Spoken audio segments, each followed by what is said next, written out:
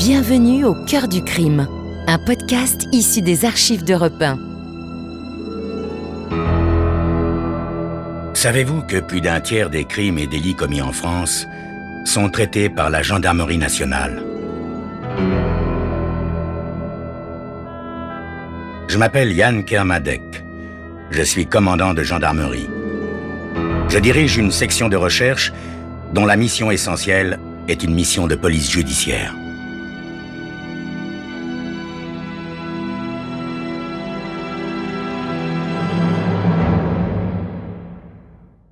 L'histoire que je vais vous raconter est une histoire vraie.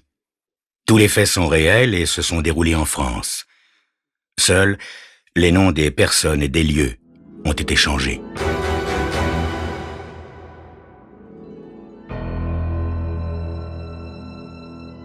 Son nom est Steve Mikos, bien qu'il en ait donné un autre en arrivant à l'hôtel. Il a signé le registre sous un nom d'emprunt et maintenant, après avoir dormi 10 heures d'affilée, il fait une réussite sur un guéridon assis près d'une fenêtre d'où il surveille la rue. C'est l'été et sous le soleil, les façades des maisons paraissent d'une blancheur éclatante. Il a pris le jeu de cartes dans un de ses 2 sacs de voyage. Le premier sac, posé sur une chaise près du lit, contient simplement ses vêtements et ses objets de toilette. L'autre, beaucoup plus petit, à même le sol, est fermé à clé. À l'intérieur, $100 000 en billets.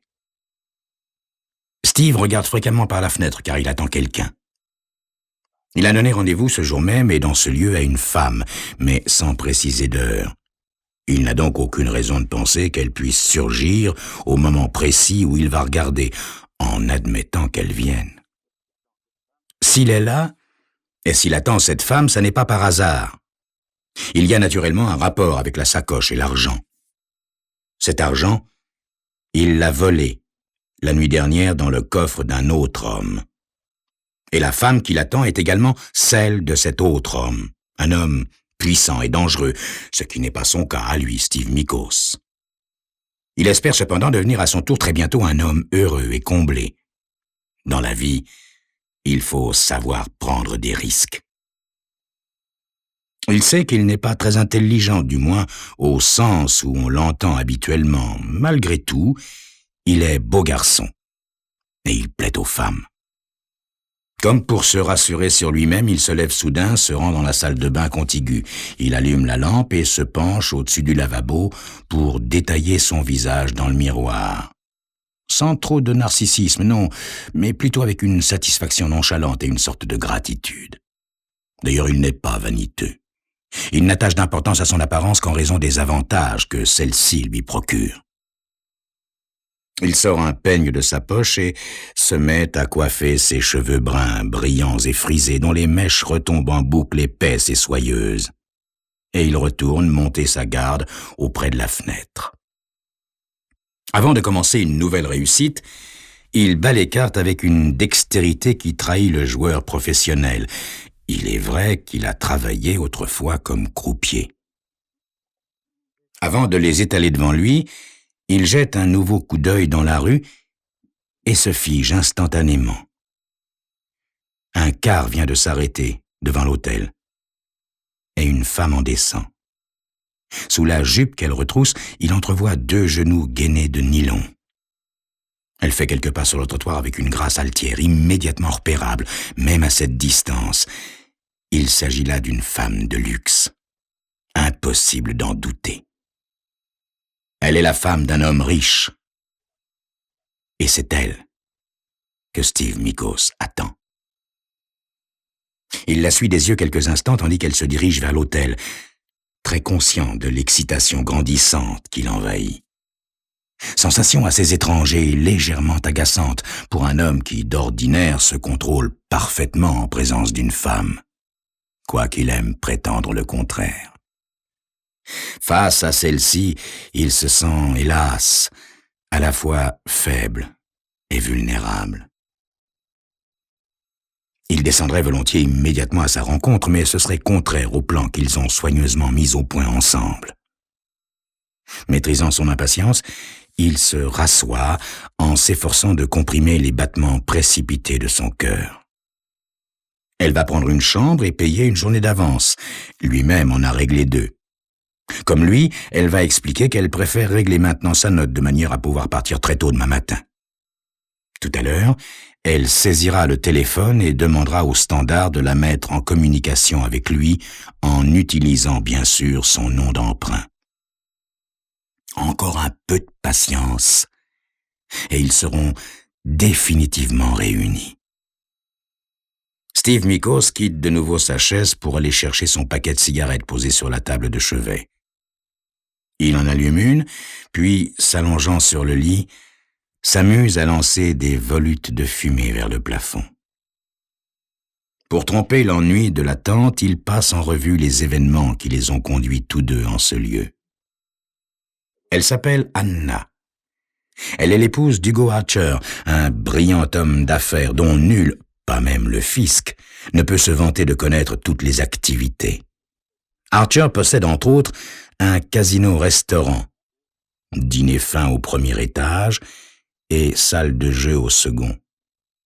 C'est là que Steve Mikos travaille, ou tout au moins travaillait jusqu'à hier soir, car on ne l'y verra plus. Quant à sa tâche, elle n'a jamais été très bien définie.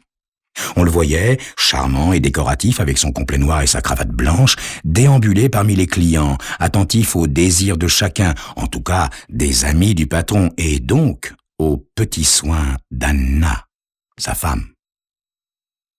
Anna passe ses soirées au casino.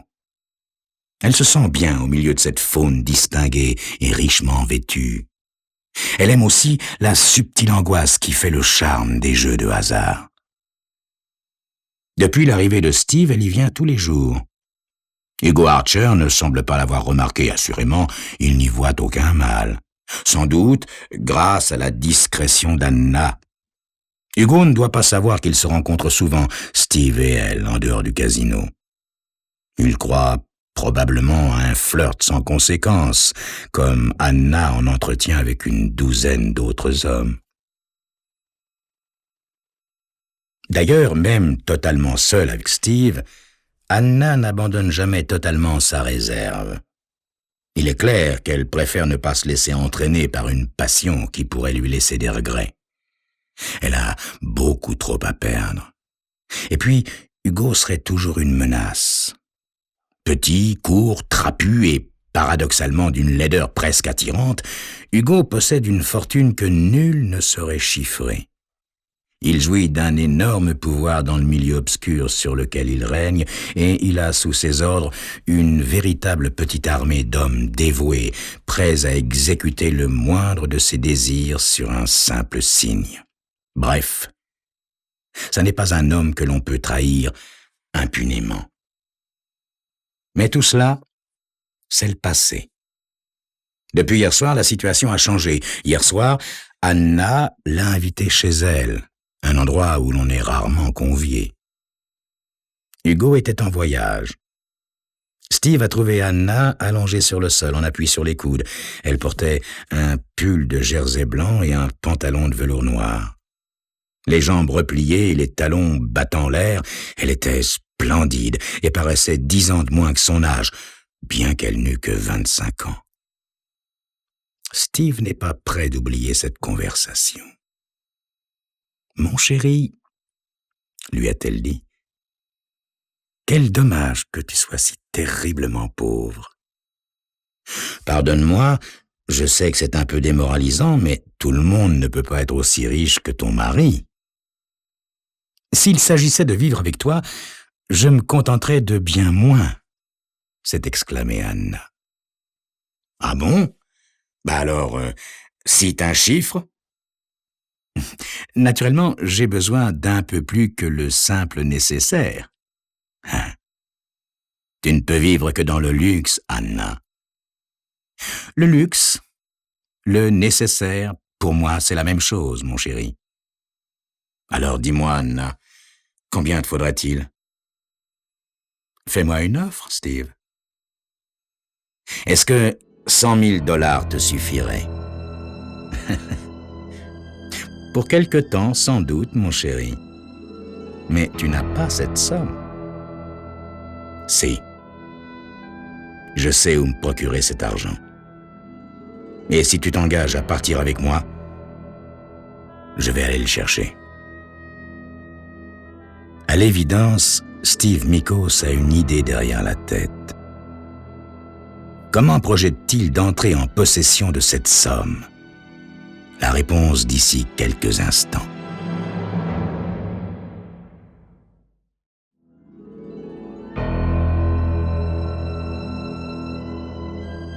Un homme attend une femme dans une chambre d'hôtel. Elle vient d'arriver et s'inscrit, comme lui, sous un nom d'emprunt. Il s'appelle en réalité, lui, Steve Mikos, et elle, Anna Archer. 2 soirs plus tôt, Steve a proposé à Anna de quitter son mari pour s'enfuir avec lui. Comme il s'est engagé à se procurer $100,000, elle a accepté. Anna l'a observé attentivement pendant qu'il parlait, et d'un seul coup, elle se redresse. Assise, les bras autour des genoux, elle le dévisage fixement. Son regard habituellement si lointain brille d'excitation.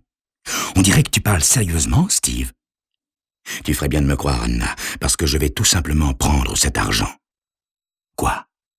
Le voler? Oui, si tu veux. »« Mon chéri, enfin, explique-toi. Est-ce que tu aurais une répugnance à dépenser de l'argent volé? »« Aucune, Steve. Mais je ne veux pas que tu te fasses arrêter. » Ne t'inquiète pas, Anna. Comme je dis toujours, dans la vie, il faut savoir prendre des risques. Et où est cet argent? Dans le coffre de ton mari au casino. Voler, Hugo? Mais tu es fou, mon chéri. Non. Mais si, il va te tuer, et moi aussi par la même occasion. Il faudrait d'abord qu'il nous retrouve. Quel courage, Steve. Mais ne vas-tu pas flancher au dernier moment? Attends de voir, Anna. Mais comment sais-tu qu'il y a de l'argent dans ce coffre? Parce que je l'ai vu. Tu sais que ton mari m'aime bien. Il m'invite parfois à le rejoindre dans son bureau pour fumer une cigarette et boire un verre. La veille de son départ, il avait à la main un paquet enveloppé dans du papier craft. Légèrement éméché et d'humeur charmante, il m'a confié que ce paquet contenait $100,000 en grosses coupures. Et il m'a demandé de tout surveiller encore mieux que d'habitude parce qu'il était obligé de laisser cet argent jusqu'à son retour. Mais Steve, cette somme est énorme, même pour lui. Je m'étonne qu'il ne l'ait pas portée à la banque. Vois-tu, Anna, j'ai idée qu'il ne tient pas à la montrer au fisc. Je serais bien étonné qu'il signale le vol à la police. Oh, il n'a pas besoin de la police, mon chéri. Il a la sienne. Tu as peur? Non, Steve, chéri. Pas quand il s'agit d'entrer en possession de $100,000 avec toi en prime. Je m'aperçois simplement que je t'ai peut-être sous-estimé. Bien, nous ferions mieux maintenant de préparer l'opération. Steve sourit. Anna s'est laissée persuader plus facilement que prévu. Assis sur la moquette, il met au point le plan. Anna, gagnée par son excitation, l'écoute haletante. « J'irai dès 8 heures du matin chercher l'argent, » explique-t-il. « Le bureau sera fermé, mais aucun problème. Le plus dur, ce sera d'ouvrir le coffre, mais je m'en arrangerai. J'ai toujours été très adroit de mes mains. Ça me prendra environ une dizaine de minutes. Quant au système d'alarme, j'en connais le circuit. Je le désamorcerai. Ce sera un jeu d'enfant. Et je n'aurai plus qu'à prendre l'argent. Je quitterai le bureau par l'escalier de service et je sortirai par la porte de derrière. Cette porte est verrouillée de l'intérieur et c'est là que tu interviens, ma chérie. Il faut que tu m'attendes là pour la refermer derrière moi. Le gardien pourrait s'étonner de la trouver ouverte. Je ne tiens pas à être interpellé par les hommes de la sécurité. J'ai compris, Steve. Bon, je reste à l'intérieur et toi, tu es à l'extérieur. Et où et comment vais-je te rejoindre? Par prudence, il vaut mieux nous séparer momentanément. Mais je connais une petite ville à 300 kilomètres d'ici, dans la direction où je vais t'emmener. Je m'arrêterai et je louerai une chambre à l'hôtel.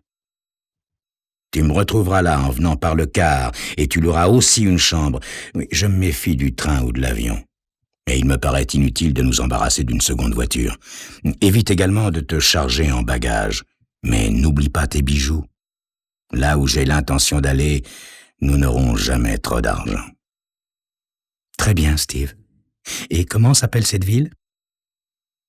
Steve lui donne tous les renseignements. Il voyagera lui-même sous un nom d'emprunt. Le plan, des plus simples, exécuté point par point, a parfaitement fonctionné. Tout s'est passé le mieux du monde et jusqu'au bout, puisque Steve a vu arriver Anna et que le téléphone, à présent, se met à sonner. « Allô, mon chéri? Comment se porte la prime de mon cœur? » « Très très bien. Quel est le numéro de ta chambre? » « Peu importe. Je vais venir dans la tienne. Je veux toucher moi-même, outre ma prime, mon salaire de base, si cela ne t'ennuie pas. » « Mais pas du tout, mon amour. Nous t'attendons tous les deux dans la chambre 15. Tu nous as manqué, tu sais. À tout de suite, mon chéri. » Pour meubler la tente, Steve se verse une modeste rasade de whisky. Il n'a pas particulièrement l'habitude de boire, surtout seul. Il ne ressent ni nervosité ni angoisse. Il est simplement content, joyeux et même assez guilleret de ce qu'il vient de réussir. Autant se porter un toast à lui-même avant d'entreprendre la suite. Bientôt, on frappe à la porte. Il se lève pour ouvrir. Anna a le regard qui pétille et les joues roses d'excitation. « Alors, mon chéri, ça y est? » « Vérifie toi-même. Oui. Dans le petit sac, là, par terre. 100 000 $ dans un si petit sac, c'est incroyable. Non, mais il s'agit de grosses coupures. Steve, tu permets que je regarde et que je touche? J'en ai tellement envie, chéri. Ça doit être si bon à tenir entre ses doigts. Vas-y, serre-toi. Mais j'espère que tu auras encore longtemps ce plaisir. Notre nouvelle vie ne fait que commencer. Anna ouvre le sac. L'argent est bien là. Elle plonge les mains dans les billets, reste un long moment à les caresser, puis elle se tourne vers Steve, toute réserve abandonnée pour la première fois depuis leur rencontre. « Oh, je t'aime, mon amour. »« Moi aussi, Anna. »« Tu n'as pas peur d'Hugo? »« Pas du tout. »« Tu n'as pas peur qu'il nous retrouve? »« Il ne nous retrouvera jamais. » Anna rejoint Steve allongé sur le lit et l'enlace. Pendant plusieurs heures, ils vont perdre totalement conscience l'un et l'autre de l'univers qui les entoure. Il fait nuit lorsqu'ils songent enfin au départ. « Où m'emmènes-tu? »« À Miami. »« C'est loin? »« Oui. Je vais te montrer la côte sud. » Je vais regagner ma chambre et aller me préparer. Ne tarde pas trop, ma chérie. Je ne supporterai plus de vivre séparé de toi, ne serait-ce qu'une minute. J'ai garé ma voiture derrière l'hôtel, je t'y attendrai. Je crois plus sage qu'on ne nous voit pas quitter l'hôtel ensemble. Juste 1 heure, mon amour, une petite heure, pas plus, je te le promets. À moi aussi, le temps va me sembler une éternité.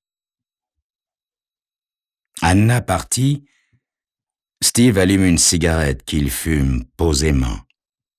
Puis, il décroche le téléphone et appelle un numéro en PCV. « C'est vous, Steve? Tout va bien? » demande son correspondant du ton bref de l'homme habitué à aller droit au fait. « Tout se passe comme vous l'aviez prévu, Monsieur Archer. »« Parfait. Je tiens à vous remercier de ce que vous avez fait pour moi. »« De rien, Steve. Vous avez bien mérité cet argent. » Dès qu'elle vous a regardé, j'ai compris que vous étiez celui qu'il me fallait. Ça m'aurait coûté 2 fois plus cher de divorcer et 5 fois plus de la garder auprès de moi. J'espère que ça ne vous ennuie pas trop de jouer la comédie. Non, rassurez-vous, Monsieur Archer. Elle croit que c'est pour de vrai. Bien, très bien. Alors arrangez-vous pour que ça dure encore un peu et qu'elle ne risque pas de faire machine arrière. Pas de problème, monsieur Archer. Steve raccroche et consulte sa montre.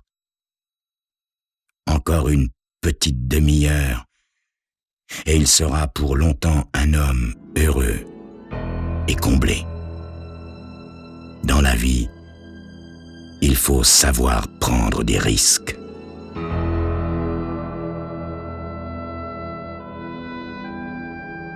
Vous venez d'écouter Au cœur du crime, un podcast issu des archives d'Europe 1. Réalisation, Julien Tarot. Production, Estelle Lafont. Patrimoine sonore, Sylvain Denis, Laetitia Casanova et Antoine Reclus. Au cœur du crime est disponible sur le site et l'appli Europe 1. Écoutez aussi l'épisode suivant en vous abonnant gratuitement sur votre plateforme d'écoute.